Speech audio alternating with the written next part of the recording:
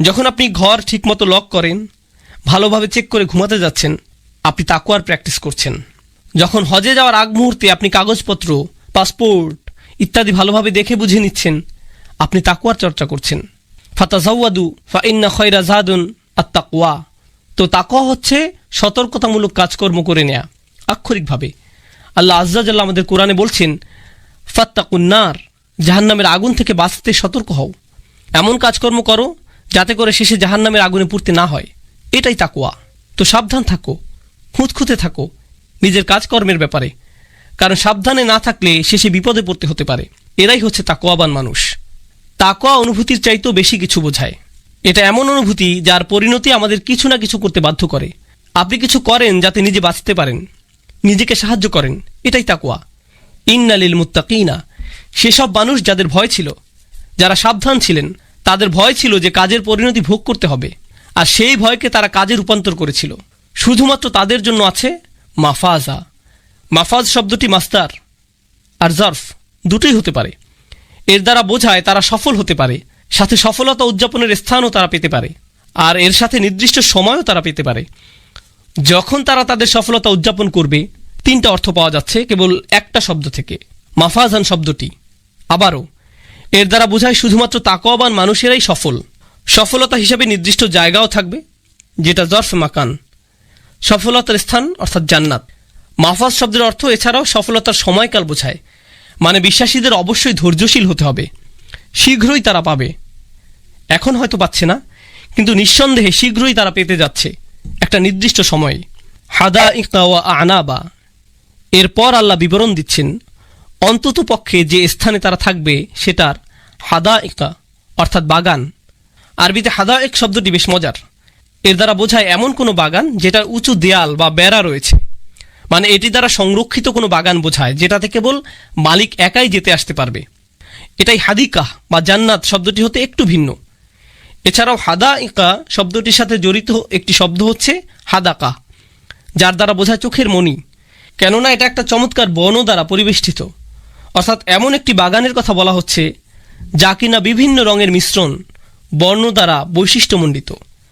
হাদাইকা বলতে এমন একটি বাগানই বোঝায়। হাদাইক এখানে বহুবচন, অনেকগুলো বাগান। ও আনাবা মানে আঙ্গুর, এটি এমন এক খাবার যাতে ইতিমধ্যেই পানীয় মজুদ আছে, একের ভিতরে দুই। সুবহানাল্লাহ। ও কাওয়াইবা আতরাবা, কাওয়াইব হচ্ছে কাইব শব্দের বহুবচন, যার অর্থ হচ্ছে খুবই আকর্ষণীয়, সুন্দরী তরুণী, যাদেরকে আতরাবা বলা হয়েছে। তারা একের অধিক থাকবে বিশ্বাসীদের জন্য। আর আতরাব মানে হচ্ছে তারা সমবয়সী হবে, তারা একে অপরের জন্য খুবই উপযুক্ত সঙ্গী হবে, আতরাবা। তারপর আল্লাহ বলছেন ওয়া কাসান দিহাকা। কাস শব্দটি বর্তমানে বোঝায় কাপ অথবা গ্লাস। ক্লাসিক্যাল আরবিতে কাস শব্দটি ঠিক তখনই ব্যবহার হতো যখন সেটি কোনো মদ বা দামি পানীয় দ্বারা পূর্ণ থাকত। শুধুমাত্র এক্ষেত্রেই তারা কাস শব্দটিকে গ্লাস বোঝাতে ব্যবহার করত, অন্যথায় অন্য শব্দের প্রয়োগ হতো। এখানে বলা হয়েছে ওয়া কাসান দিহাকা, মানে খুবই দামি অথবা ভিনদেশি কোনো পানীয়। তারপর দিহাকা শব্দের অর্থ উজ্জ্বল ও পরিপূর্ণ, দীপ্তিমান, অর্থাৎ সেই পানীয়র বর্ণ হবে ভিন্ন ধরনের, সাধারণ নয়, আর সেটি হবে পরিপূর্ণ, ঠিক যেমন পার্টি বা উৎসবে থাকে। এরপর আল্লাহ বলেন লা ইয়াসমাউনা ফিহা লাগওয়ান ওয়ালা কিযাবা। সুবহানাল্লাহ। তারা সেখানে সেই সকল বাগানগুলোতে কোনো ধরনের লাগওয়ান বা কিযাব শুনতে পাবে না। লাগওয়ান শব্দের অর্থ হচ্ছে অপ্রয়োজনীয় কথাবার্তা, আর কিযাব হচ্ছে কেউ যে কোনো কারো বিরুদ্ধে মিথ্যা বলে। এমন যে কোনো দুইটি বিষয় আলাদাভাবে আল্লাহ উল্লেখ করেছেন। সূরার শুরুতে ছিল আম্মা ইয়াতাসাআলুনা আনিন নাবাইল আযীম আল্লাযী হুম ফীহি মুখতালিফুন। এগুলোই ছিল লাগওয়ান। আল্লাহ বলছেন বিশ্বাসীরা তোমাদের চিন্তা নেই, যখন তোমরা জান্নাতে আসবে এখানে তোমরা অযথা কথাবার্তা শুনতে পাবে না। ওয়ালা তাসমাউন্না মিনাল্লাযীনা উতুল কিতাবা মিন ক্বাবলিকুম ওয়া মিনাল্লাযীনা আশরাকু আযান কাসীর।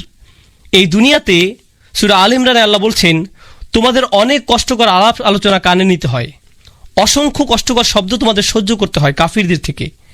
এমনকি রাসূলকেও বলা হয়েছে ফাসবির সবরান জামিলা, এই জীবনে শুধু একটু ধৈর্য ধরে যাও সুন্দরভাবে। অসবির আলা মা ইয়াকুলুনা ওয়াহজুরহুম হাজরান জামিলা, তাদের কথাতে ধৈর্য ধারণ করো। এখানে আল্লাহ আমাদের বলছেন যে এদের ব্যাপারে দুশ্চিন্তা করো না। যখন তোমরা এখানে চলে আসবে এসব আজে বাজে কিছুই তোমাদের শুনতে হবে না। লা ইয়াসমাউনা ফিহা লাগওয়াও ওয়ালা কিযাবা। অপর বিষয়টি, বিশ্বাসীরা যারা দিনের জন্য কাজ করে তারা সর্বদা কি শুনতে পায় জানেন? কিযাব। তারা মিডিয়াতে কিযাব শুনতে পায়, তাকযীব শুনতে পায় যখন মানুষজন নবী রাসূলদের বিরুদ্ধে মিথ্যা বলে, তাদের নামে আজে বাজে কথাবার্তা ছড়ায়, মানহানি করতে চেষ্টা করে, আল্লাহর কিতাব সম্পর্কে মিথ্যা শুনতে থাকে। এগুলো সবই কিযাব। এগুলি হচ্ছে কষ্টের, দুঃখের বিষয় বিশ্বাসীদের জন্য। তাই আল্লাহ বলছেন, তোমাদের এসব কথাবার্তা দ্বারা আর কষ্ট সহ্য করতে হবে না। লা ইয়াসমাউনা ফিহা লাগওয়াও ওয়ালা কিযাবা জাযাআম মির রাব্বিকা। আর এই সকল চমৎকার বিবরণের ব্যাপারে প্রথমেই আল্লাহ বলছেন জাযাআম মির রাব্বিকা। লক্ষ্য করুন, কুফফারদের ব্যাপারে প্রথমে আল্লাহ বলেছিলেন জাযাআম ওয়িফাকা, তারপর থেমে গিয়েছিলেন। ওয়িফাক মানে যথাযথ, কমও না বেশিও না, বরাবর। আল্লাহ জান্নাতের জন্য ওয়িফাক শব্দটি ব্যবহার করেননি। কেন? কারণ তিনি আমাদের যতটুকু প্রাপ্ত ততটুকুন তো দিবেনই, সাথে আরও দিবেন। সেই জন্যই তিনি শুধু জাযাআম মির রাব্বিক বললেন। সাথে এখানে তিনি রব্বিকা শব্দটি উল্লেখ করেছেন। রব বলতে আস-সাইয়্যিদ, মুরশিদ, মুরব্বি, আল মুতি ইত্যাদি সবই বোঝায়। অর্থাৎ যিনি দান করেন, যিনি দেখাশোনা করেন, সকল কিছু রক্ষণাবেক্ষণ করেন, যিনি সৃষ্টি করেন, সকল সুযোগ সুবিধা দিয়ে থাকেন, এই সমস্ত পজিটিভ শব্দসমূহ সবই রব শব্দের অন্তর্ভুক্ত। এটি একটি করুণাময় রহমত সম্পন্ন শব্দ। রব কিন্তু তাদের সাথে ব্যবহৃত হয়নি। আল্লাহ বলেননি জাযাআম ওয়িফাকা মির রাব্বিহিম, না, তিনি এমনটা বলেননি। কেননা এখানে করুণা, দয়ার কোনো অবকাশই নেই। এখানে আল্লাহ তার দয়ার উল্লেখ করছেন। তবে তিনি শুধুই রবের কথা বলেননি, রব্বিস সামাওয়াতিও বলেননি, যেটা সামনে আসছে। বলছেন রব্বিকা, তোমার মালিকের পক্ষ থেকে, ও মুহাম্মদ সাল্লাল্লাহু আলাইহি সাল্লাম।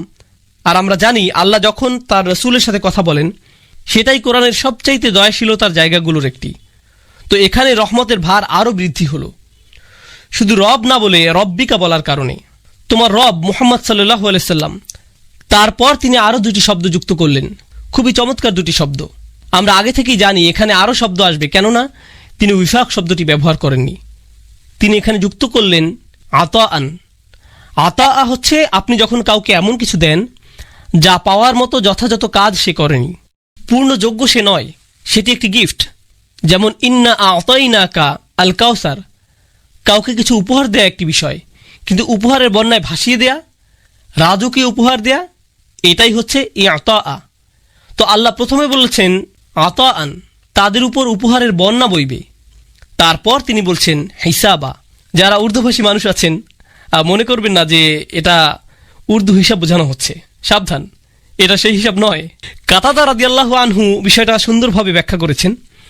কখনো কেউ বলে আহসাবতু ফুলানান, শব্দদ্বয় দ্বারা প্রাচীন আরবিতে অর্থ হতো আমি কাউকে এত এত এতই দিয়েছি যে ব্যক্তি নিজেই বলছে আমি আর নিতে পারছি না, অনেক হয়েছে। ঠিক এই পয়েন্টে যখন সে পৌঁছায় তখন সে বলে হিসাবান। তো আল্লাহ বলছেন তিনি এতই দিবেন যে বিশ্বাসীরা নিজেরাই বলবে আমাদের আর চাই না, অনেক হয়েছে। তাই জাযাআম মির রাব্বিকা আতাআন, আর তারপর হিসাবা। আল্লাহ আমাদের এমন অসাধারণ উপহারের স্বাদ নেওয়ার যোগ্য করে। আপনাদের সূরাতুর রহমান নিয়ে কিছু বলবো, এরপর সূরাতুল ওয়াকিয়াতে যাব। আসলে না, সূরাতুল ওয়াকিয়া দিয়ে শুরু করি। সূরাতুল ওয়াকিয়াটি একটু বড় সূরা। এই সূরাটির শুরুতে আপনি দেখবেন জান্নাতে যাওয়া কিছু মানুষের কথা বলা আছে। আস-সাবিকুন আস-সাবিকুন উলাইকাল মুকাররাবুন ফি জান্নাতিন নাঈম সুল্লাতুম মিনাল আউয়ালিন ওয়া কালিলুম মিনাল আখিরিন। একদম সর্বপ্রথম সামনের ভিআইপি সিটে বসা লোক, যেগুলো জান্নাতে যাবে, যারা জান্নাতে যাবে, ওনারাই হলেন সূরাতুল ওয়াকিয়ার আলোচ্য মানুষগুলোর অন্যতম। আচ্ছা বলুন তো, এই সর্বপ্রথম অগ্রগামী কারা? না, নবীগণ ছাড়া অগ্রগামীগণ কারা? সাহাবা। হ্যাঁ, কিন্তু সেটা তাদের যুগের জন্য। আল্লাহ বলছেন ওয়া কালিলুম মিনাল আখিরিন। কেন জানেন? প্রত্যেক প্রজন্মেই তাদের নিজস্ব সাবিকুন আছে, প্রত্যেক প্রজন্মেই। 2015 সালের নিজস্ব সাবিকুন আছে, 2025 সালেরও কিছু নিজস্ব সাবিকুন আছে। 2055 সালেও যদি আল্লাহ ততদিনে কিয়ামত না আনেন, তাহলে তখনও সে কালের সাবিকুন থাকবেন। বুঝতে পারছেন? এখনো শেষ না, কিন্তু প্রত্যেক জাতিরই নিজস্ব সাবিকুন থাকবেন। শুধু পার্থক্যটি হলো প্রথম যুগের সাবিকুনদের অনুপাত শতকরা হার বেশি ছিল। আপনাদের এটা একটা উদাহরণ দিয়ে বুঝিয়ে দিচ্ছি। কল্পনা করুন 800 জন মানুষ একটি পরীক্ষা দেয়। যদি সাহাবীদের সময় ইমানের এই পরীক্ষা 800 জন মানুষ দেয়, তাহলে 750 জনই 90% বেশি নাম্বার পাবে। তো তারা হলেন গোল্ডেন এ প্লাস। কিন্তু প্রজন্ম যেতে যেতে তখনও মানুষ 90-এর বেশি পাবে, তবে শতকরা হার নেমে যাচ্ছে। ধরুন 800 হতে মাত্র 50 জন বা 800 জনে মাত্র 20 জন 90-এর বেশি পেয়েছে। বুঝতে পারছেন? তাই অকলিলুম মিনাল আখিরিন, আরো কম পরবর্তীদের মধ্যে। কম মানুষ না, কিন্তু শতকরা হার কম। সাহাবিগণের সময়ে এ প্লাসের হার বেশি, তাই সামগ্রিক গুণ অনেক অনেক বেশি। আমাদের প্রতিযোগিতা কম, তাই সামগ্রিক গুণ অনেক কম। তবে প্রতিযোগিতা প্রত্যেক প্রজন্মেই থাকে। তো যাই হোক, সূরাতুল ওয়াকিয়ার প্রথম বিষয় হলো আস-সাবিকুন। এই সূরার দ্বিতীয় বিষয় হলো আসহাবুল ইয়ামিন। মা আসহাবুল ইয়ামিন ফাসহাবুল মাইমানাতি মা আসহাবুল মাইমানা, ডান পাশের মানুষজন। আর সাবিকুনদের সাথে ডান পাশের মানুষজনের পার্থক্য কি? সাবিকুনদের বলতে পারবেন সংরক্ষিত, এক্সক্লুসিভ। আর ডান পাশের যেই মানুষজন হলেন বাকি আমরা সকলে, জান্নাতের ইকোনমি ক্লাস। আল্লাহ আমাদের সাবিকুনদের অন্তর্ভুক্ত করে দিন। কিন্তু অন্তত পক্ষে ডান পাশের মানুষজন থাকা মানে তারা জাহান্নামে যাবে না, এরা যাবে জান্নাতে। এরা হলেন দ্বিতীয় বিষয়। ঠিক আছে? এখন অন্যদিকে কারা আছে? ডান পাশে মানুষ আছে, আবার বাম পাশেও মানুষ আছে। এরপর আল্লাহ বাম পাশের মানুষদের নিয়ে বলছেন 3 ধরনের মানুষ এখন পর্যন্ত। প্রথমে অভিজাত শ্রেণী, এরপর ডান পাশের মানুষ, এরপর বাম পাশের মানুষ, তাই না? এরপর চতুর্থ বিষয়, আল্লাহ কিছু প্রশ্ন করেছেন। আফারাআইতুম মা তুমনুন, আফারাআইতুম মা তাহরুসুন, আফারাআইতুমুল মা আল্লাযী তাশরাবুন, আফারাআইতুমুন নার আল্লাতী তুরুন। তিনি সব অদ্ভুত প্রশ্ন করেছেন। তোমরা কি বাচ্চা সৃষ্টি করো নাকি আমরা বাচ্চা সৃষ্টি করি? তোমরা ফসল ফলাও নাকি আমরা ফসল ফলাই? তোমরা আগুন জ্বালাও নাকি আমরা আগুন জ্বালাই? তোমরা আকাশ থেকে পানি নামাও নাকি আমরা আকাশ থেকে পানি নামাই? মানে আল্লাহ মানুষকে আল্লাহ যা সৃষ্টি করেন সেই বিষয়ে চিন্তা করতে বলছেন। মানে আল্লাহ যে সৃষ্টি করেন তা, তোমরা কিছুই সৃষ্টি করো না, আল্লাহই সবকিছু সৃষ্টি করেন, তোমাদের কোনো সৃষ্টিশীলতা নেই। এই যে আল্লাহর সৃষ্টিকে চতুর্থ প্রকার বিষয় হিসেবে বলা হচ্ছে 4টি। এখন পর্যন্ত কতগুলো বিষয় আমাকে ক্রমানুসারে বলতে পারবেন? দেখি তো আপনারা এখনো বেঁচে আছেন। প্রথমটি কি ছিল? সাবিকুন, ঠিক। দ্বিতীয়টি আসহাবুল ইয়ামিন। তৃতীয় নাম্বার কি? বাম পাশের মানুষজন। আল্লাহ আমাদের তাদের অন্তর্ভুক্ত না করুন। চতুর্থ নম্বর আল্লাহর সৃষ্টি, শুধুমাত্র আল্লাহই সৃষ্টি করেন। আর পঞ্চম বিষয়টি হলো ফালা উকসিমু বিমাওয়াকিআন নুজুম ওয়া ইন্নাহু লাকসামুল লাউ তা'লামুন আযীম ইন্নাহু লাকুরআনুন কারীম ফি কিতাবিম মাকনুন লা ইয়ামাসসুহু ইল্লাল মুতাহহারুন তানযীলুম মির রাব্বিল আলামিন। এই বিষয়টি হলো কোরআনের বিশেষত্ব, মহিমা সম্পর্কিত, কোরআনের অসাধারণ গুণ সম্পর্কিত। ছোট ব্যাপার না কিন্তু। 5টি বিষয় সূরার শেষটি পুরোটা সংক্ষেপে বলে দেয়, কিন্তু এগুলোই প্রধান 5টি বিষয়। সূরাতুর রহমান আমরা পড়ার চেষ্টা করছি, তাই না? সূরাটির প্রথম বিষয় কি আমাকে বলুন তো? আর রহমানু আল্লামাল কুরআন। প্রথম বিষয়টি কি? কোরআন। সূরাতুল ওয়াকিয়াতে কোরআন কি একটি বিষয় ছিল? ছিল। কোথায়? বিষয় নাম্বার 5। তাহলে সূরা রহমানে এটা প্রথম বিষয় আর সূরা ওয়াকিয়াতে এটা পঞ্চম বিষয়। ওকে, সূরাতুর রহমানের দ্বিতীয় বিষয় হলো আল্লাহর সৃষ্টিরা। ওয়াশ-শামসু ওয়াল কমারু বিহুসবান ওয়ান নাজমু ওয়াশ-শাজারু ইয়াসজুদান ওয়াস-সামা রাফাআহা ওয়া ওয়াদাআল মিজান। তাহলে দ্বিতীয় বিষয় কি? আল্লাহর সৃষ্টি। সূরাতুল ওয়াকিয়ার চতুর্থ বিষয় কোনটি ছিল? আল্লাহর সৃষ্টি। সূরাতুর রহমানের তৃতীয় বিষয় হলো বিচার দিবস, কিভাবে পাপীরা বিপদে পড়বে আর জাহান্নামে চলে যাবে। বিচার দিবস আর জাহান্নামের আগুন হলো সূরাতুর রহমানের 3 নম্বর বিষয়।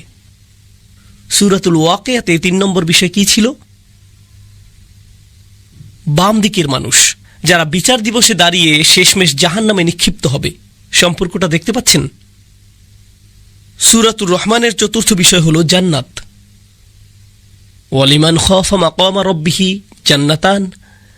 আর যে তার রবের সামনে দাঁড়াতে ভয় করে তার জন্য থাকবে 2টি জান্নাত। আচ্ছা, অন্তত আপনি আল্লাহকে ভয় করেছেন, আপনি সবচাইতে ভালো ছিলেন না, ঠিক আছে, তবে অন্তত তাকে ভয় তো করেছেন। সূরাতুল ওয়াকিয়াতে দ্বিতীয় বিষয় কোনটি ছিল বলুন তো এবার? ডান পাশের মানুষজন অন্তত আল্লাহকে ভয় তো করেছে, তাই তারা জান্নাতে চলে যাবে। সূরাতুর রহমানের শেষ বিষয় হলো অসাধারণ সুপার স্পেশাল ডিলাক্স প্যাকেজের জান্নাত। ইখতিলাফ নিয়ে পরে বলছি, আপাতত সহজ করে বলি, এটা হচ্ছে সবচাইতে সুন্দর। ওয়ামিন দুনিহিমা জান্নাতান, অন্য একটি জান্নাত, আলাদা স্পেশাল জান্নাত। এর মধ্যে আরও অসাধারণ জিনিসপত্র আছে।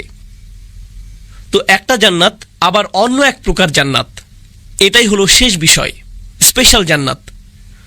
সূরাতুল ওয়াকিয়ার প্রথম বিষয় কি ছিল? সাবিকুন সাবিকুন কোথায় যাবে? জান্নাতের সেই স্পেশাল জায়গায়।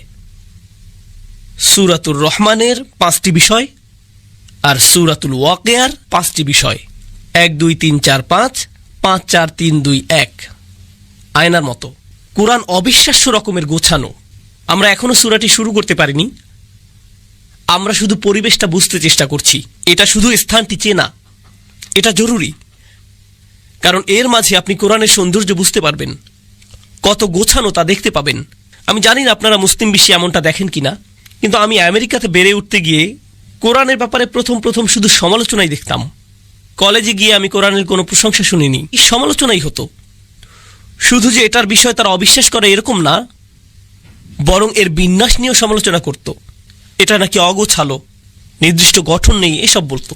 আমি বলতাম, কি বাজে কথা যত সব, সবচাইতে অবিশ্বাস্য গঠন তো এখানেই। তোমরা মনোযোগ দাও না, এজন্য দেখতে পাও না, তাই দেখতেও পাও না।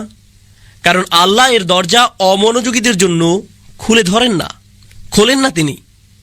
আফালা ইয়াতাদাব্বারুনাল কুরআন ওয়ালাউ কানা মিন ইনদি গায়রিল্লাহ লাওয়াজাদা ফীহি ইখতিলাফান কাসীরা। তারা কি তবে কোরআন নিয়ে গভীর চিন্তা ভাবনা করে না? কারণ এটা আল্লাহ ছাড়া অন্য কারো পক্ষ থেকে হলে এতে অনেক অসঙ্গতি দেখতে পেতে।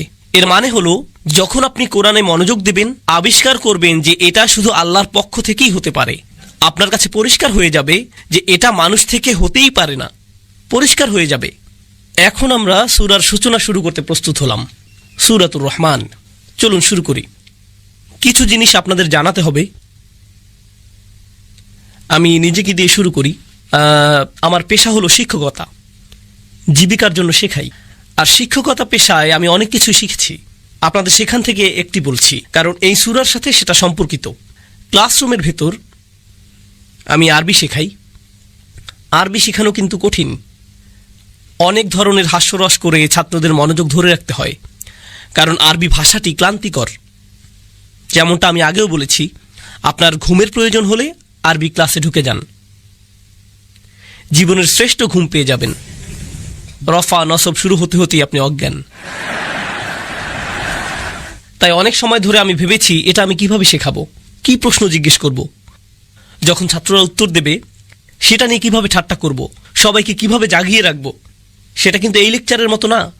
এই লেকচারে আপনাদের আমি শেখাচ্ছি না, কিছু প্রশ্ন করছি আপনাদের, তবে আপনাদের জেকে ধরছি না, আপনাদের নামও জানি না, আর ভুল উত্তর দিলে আপনাদেরকে মুরগিও বানাচ্ছি না। এখানে সেটা করছি না আমি। কিন্তু আমার ক্লাসরুমে যখন পড়াই, সেই ছাত্ররা কান্না করে দেয়। তারা কিন্তু ঈমান বেড়ে গেছে তাই কাঁদছে না, কান্নার অন্য কারণ আমি দেই তাই কান্না করে। শিক্ষক হিসাবে সেটাই করি, সেটা ভিন্ন জিনিস। কারণ শিক্ষকতা অনেক কাজ করতে হয়, আপনার ব্যাখ্যা করতে হয়, ছাত্রদের পুনরাবৃত্তি করাতে হয়, এরপর ছাত্রদের বিভিন্ন প্রশ্নের উত্তর দেওয়াতে হয়, যেন জানতে পারেন যে তারা বুঝছে কিনা। আপনি শুধু তাদের পুনরাবৃত্তি চান না, আপনি চান যেন তারা বুঝে, তাই না? এভাবে প্রশ্ন উত্তর আগে পিছে এদিক সেদিক করতে হয় না বোঝা পর্যন্ত। তো আমি অধ্যায়টা রেডি করলাম, আমি নিজের উপর বেশ খুশি। ভাবছি জীবনের সবচাইতে সুন্দরভাবে বোঝাবো আমি এবার। তো আমি ক্লাসে গেলাম, সবাইকে পড়ালাম, সেটা আমি খুব খুশি। সুন্দর উদাহরণ দিয়েছি, ছাত্রদের জিজ্ঞেস করেছি, সবাই বলল বুঝেছে। বুঝেছি, কি অসাধারণ। 1 ঘন্টা পর একজন ছাত্র হাত তুলল, উস্তাদ আমি বুঝিনি। আচ্ছা ওকে, কোনো সমস্যা নেই, তুমি বোঝনি? কোন অংশটি বুঝিনি বলো তো? সে বলল, কিছুই বুঝিনি। আপনি কি আবার সবকিছু বুঝিয়ে বলবেন? সবকিছু মানে কি? মানে সব কিছুই। আমি কিছুই বুঝতে পারিনি। এখন ক্লাসের বেশিরভাগ ছাত্র বিরক্ত হয়ে গেল। কিরকম গাধা সে, কি পরিমাণ গর্ধব, একটা ঘন্টা কিছুই বলল না। ঘন্টা শেষে বলছে আমি কিছুই বুঝিনি। তাই আমি বললাম তোমরা চিন্তা করো না, সমস্যা নেই। তার জন্য আমি আবারও বলবো, তোমাদেরও আরেকবার রিভিউ হয়ে গেল। আর এইবার আমি পুরো ক্লাসের দিকে মনোযোগ দেইনি। কার দিকে মনোযোগ আমার? সেই ছেলেটি। এই বুঝতে পেরেছো? হ্যাঁ, ঠিক। আচ্ছা, 1 ঘন্টা পর সে আবার হাত তুলল। উস্তাদ, বুঝিনি কিছুই। ওকে, ক্লাসের বাকিরা চলে যেতে পারো। আমি লাঞ্চ করতাম, সেটা বাদ দেই। তুমি আসো আমার কাছে, তোমাকে সরাসরি বুঝিয়ে দিচ্ছি, সেটাই মনে হয় ভালো হবে। আচ্ছা ওস্তাদ। তো আমি তাকে নিয়ে বসলাম, প্রত্যেকটি উদাহরণ ধরে ধরে বুঝালাম যেন বুঝতে পারে। সব শেষে সে আবার বলে, উস্তাদ আমি জানি না আপনি কেমন শিক্ষক, তবে আমি এখনো বুঝি না। না, এত সহজে ছাড়ার পাত্র না আমি। তুমি আমার বাসায় চলো, রাতের খাবার খেতে খেতে তোমাকে আরেকবার বোঝাবো। সে বাসায় আসলো, তাকে আবারও সবকিছু বোঝালাম। সব শেষে সে কি বলল? আমি বুঝিনি। আচ্ছা ঠিক আছে, একটা বুদ্ধি আছে। আমার বাসায় তোমার জন্য একটা ঘর করে দিচ্ছি, তুমি আমার বাসায় থাকো। প্রত্যেক দিন সকালে উঠে তোমাকে বোঝাবো এটা, ব্রাশ করতে করতে, যতদিন না এটা তোমার হচ্ছে। শিক্ষকরা কি এমন করে কখনো? না, আমিও এমন করি না। কিন্তু আপনি যদি আমার মতো পাকিস্তানের লোক হন, তবে 1 ঘন্টা বোঝানোর পর যদি ছাত্র হাত তুলে বলে আমি বুঝিনি কিছুই, তখন সুন্দর একটা শেখানোর পদ্ধতি আছে। এটাকে বলে বোর্ড অফ এডুকেশন। সেটা আসলেই একটা বোর্ড।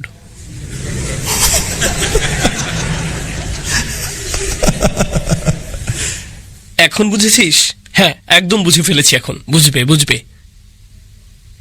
শিক্ষকরা এত ধৈর্যশীল না। কতবারই আর বোঝাবেন? বলবেন এত গাধা কেন তুমি, বুঝো না কেন তুমি, তোমার মাথা কাজ করে না কেন, কি সমস্যা তোমার?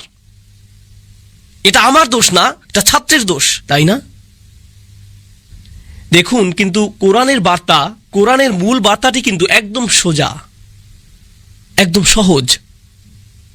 আপনি যদি কোরআনের মূল বার্তা সংক্ষেপে লিখতে বলেন, সেটা আমি অর্ধেক কাগজেই লিখতে পারবো, পুরোটাও লাগবে না।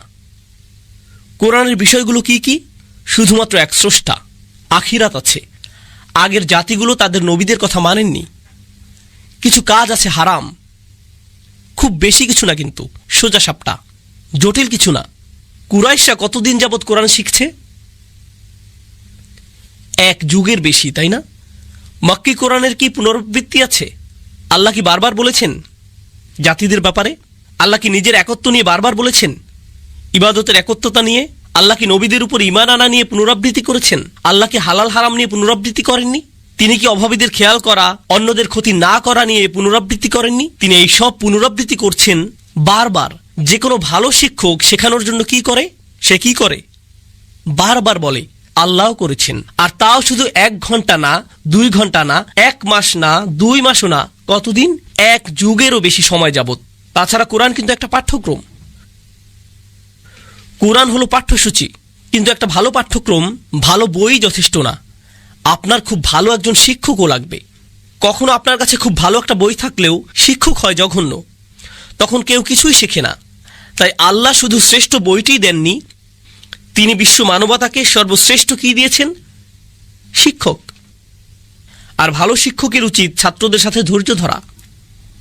তারা না শুনলেও তিনি ধৈর্য ধরেন। তিনি কি ভালো শিক্ষক? যত্নশীল শিক্ষক তিনি। বলেন কি সাল্লাল্লাহু আলাইহি সাল্লাম। আর এই ছাত্ররা, কুরাইশরা, একদম সহজ জিনিস শুনেও বলে কিছুই বুঝিনি। তারপর তিনি আবারও ব্যাখ্যা করেন, ওয়াকাযালিকা নুসাররিফুল আয়াত, আমরা আয়াত বারবার বদলে দেই। এভাবে যদি না বুঝতে পারো তাহলে এভাবে বুঝবে, ওভাবে যদি না বুঝো তাহলে আসো ওইভাবে বোঝাই, এরপর ওইভাবে বোঝাই, তারপর সেইভাবে। ইয়াদরিবুল্লাহু আমসালা লিন্নাস, আল্লাহ প্রত্যেক মানুষের সহজতার জন্য অনেক উদাহরণ দিয়েছেন, কারণ প্রত্যেক ছাত্র প্রত্যেক উদাহরণ হয়তো বুঝবে না। তাই আল্লাহ একটা উদাহরণ দেন, সেটা না বুঝলে কি করেন? আরেকটা দেন, এরপর আরেকটা, এরপর আরেকটা। জানেন, কোরআনের ভেতর আল্লাহ কোরআনকে তাসরিফুর রিয়াহ এর সাথে তুলনা করেন। বায়ু প্রবাহ। কারণ কিছু বায়ু হালকা, কিছু অনেক জোরে, কিছু বাতাস আসে উত্তর থেকে, কিছু দক্ষিণ থেকে, কিছু পূর্ব থেকে, কিছু পশ্চিম থেকে, কিছু ঠান্ডা আবার কিছুটা উষ্ণ। ঠিক কোরআনের আয়াতের মতো, কিছু আয়াত আপনাকে আনন্দ দেবে, কিছু ভয় দেখাবে, কিছু কষ্ট দেবে, কিছু আপনার প্রেরণা যোগাবে, কোনো আয়াত শেখাবে, কোনোটা অভয় দেবে, কোনোটা আবার শক্তি যোগাবে। বিভিন্ন রকমের বায়ু ঠিক কোরআনের বিভিন্ন আয়াতের মতো প্রত্যেকটা উপায় গ্রহণ করা হয়েছে। তাছাড়া কিছু ছাত্র গর্দভ হয়, আমি জানি, মনোযোগই দেয় না। এরপর আরেক ধরনের ছাত্র আছে যারা বলে আমি বুঝি না, এরপর বুঝিয়ে বলার পর আবার বলে হ্যাঁ আমি বুঝিনি, আবার বোঝান, সে বলে এই দেখো আমি বুঝিনি। এরা কি ধরনের ছাত্র? এরা ঝামেলাকারী। সে শিক্ষককে নিয়ে মজা করছে, ক্লাসে মজা নিচ্ছে, ভাবছে এই সব কিছুই ঠাট্টার বিষয়, তাই না? একটা ছাত্র আছে সে আসলেই বুঝেনি, আরেকটা ছাত্র অন্যদিকে সে সব কিছু খুব ভালো বুঝেছে, এরপরেও কি বলে মজা নেয়? আমি বুঝিনি, কিছুই বুঝলাম না, আপনি খারাপ শিক্ষক।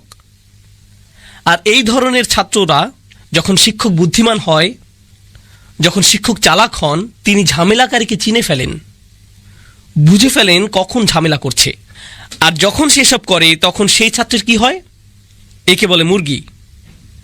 কিছু শাস্তি দিতে হয়, ঠিক? প্রিন্সিপালের অফিসে যাও, স্কুল থেকে বেরিয়ে যাও। আল্লাহ কি জানেন কারা কোরআন নিয়ে ঠাট্টা করছে, কারা ঠাট্টা করছে? তিনি জানেন। আর তিনি তাদের কাছে কোরআন বারবার বারবার ব্যাখ্যা করছেন সর্বশ্রেষ্ঠ শিক্ষককে দিয়ে, 1 যুগেরও বেশি সময় যাবত। শিক্ষক হিসেবে তবে আল্লাহর কি রাগ করার অধিকার আছে? অবশ্যই আছে। সেই ছাত্রগুলো কি শাস্তি পাওয়ার যোগ্য? অবশ্যই। কিন্তু আল্লাহ কি শাস্তি দিচ্ছেন তাদের? না, কারণ আল্লাহ অন্য কোনো শিক্ষকের মতো নন, তিনি যে কোনো শিক্ষক নন, তিনি আর রহমান, আল্লামাল কুরআন। লাউ কানা দুনার রহমান, রহমান ছাড়া অন্য কেউ যদি হতো কোরআন শেখাচ্ছে, তাহলে বাঁচতে পারতো না। বরং আমি অনেক সময় বলি, অনেক সময় যখন এইসব ক্লাসগুলো নেই তখন অডিয়েন্সে বসা কেউ কেউ হাফেজও থাকেন, এমন শিক্ষকও থাকেন যারা বাচ্চাদের কোরআন হিফজ করান। আর হিফজ মাদ্রাসাগুলো, তাহফিজের মাদ্রাসাগুলোর ছাত্ররা তাদের শিক্ষকদের ভয়ে কাতর। তারা যদি সঠিকভাবে সবক দিতে না পারে, 1টা 2টা বা 3টা ভুল যদি করে, তবে উস্তাদের হাতে পাইপ আছে, চাবির চেইন আছে। বাচ্চার চেহারায় এভাবে চাবি লেগে থাকে। তাই তারা যখন কোরআন শেখার চিন্তা করে তখন ভাবে দয়ামায়াহীন কিছু একটা। এটা কি দুঃখজনক না? কারণ আল্লাহ স্বয়ং বলছেন যখন কোরআন শেখানো হয়, কে শেখায়? তিনি কিন্তু বলেননি আল জব্বার আল্লামাল কুরআন, তিনি বলছেন আর রহমান আল্লামাল কুরআন। আমরাই যখন কোরআন শেখাই তখন আমি শুধু রাসূলুল্লাহ সাল্লাল্লাহু আলাইহি সাল্লামের সুন্নাহ পরিপূর্ণ করছি না, বরং আমরা স্বয়ং আল্লাহর সুন্নাহ পূরণ করছি। আল্লাহ নিজেই কোরআন শিখিয়েছেন, আমাদেরকে সেটাই নকল করতে হবে। যেমন রসুলের সুন্নাহ নকল করতে হবে সাল্লাল্লাহু আলাইহি সাল্লাম, আল্লাহর সুন্নাহ আমাদের মানতে হবে। যখন কোরআন শেখাবো আরো বেশি দয়াবান হতে হবে। বুঝতে পারছেন? আমাদেরকে আরো দয়া দেখাতে হবে। আল্লাহ যদি কুরাইশদের প্রতি দয়া দেখাতে পারেন, তবে আপনি ছোট বাচ্চাদের সাথেও সেটা পারবেন। সেটা আরো সহজ। এগুলো আল্লাহর কিতাব থেকে শিখতে হবে।